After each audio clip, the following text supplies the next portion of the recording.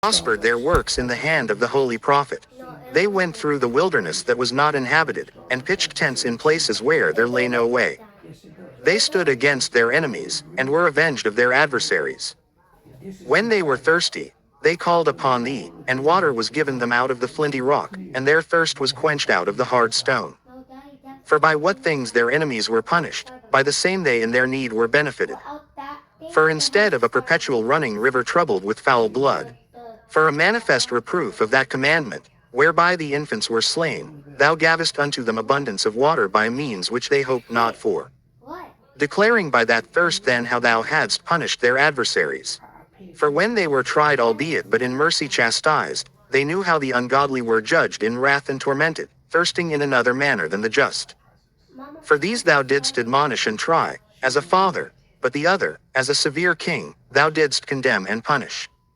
Whether they were absent or present, they were vexed alike. For a double grief came upon them, and a groaning for the remembrance of things past. For when they heard by their own punishments the other to be benefited, they had some feeling of the Lord.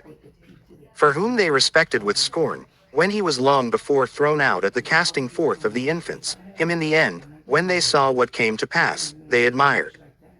But for the foolish devices of their wickedness, wherewith being deceived they worshipped serpents void of reason, and vile beasts, thou didst send a multitude of unreasonable beasts upon them for vengeance. That they might know, that wherewithal a man sinneth, by the same also shall he be punished.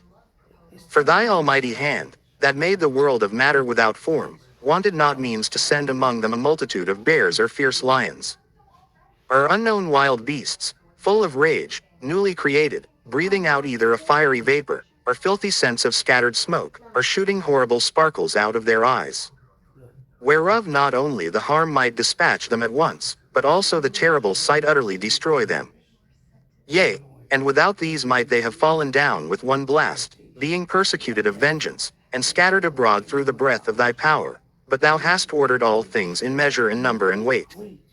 For thou canst show thy great strength at all times when thou wilt, and who may withstand the power of thine arm? For the whole world before thee is as a little grain of the balance, yea, as a drop of the morning dew that falleth down upon the earth.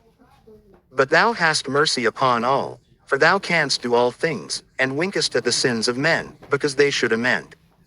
For thou lovest all the things that are, and abhorrest nothing which thou hast made, for never wouldest thou have made anything, if thou hadst hated it.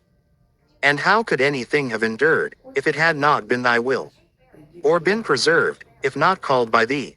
But thou sparest all, for they are thine, O Lord, thou lover of souls.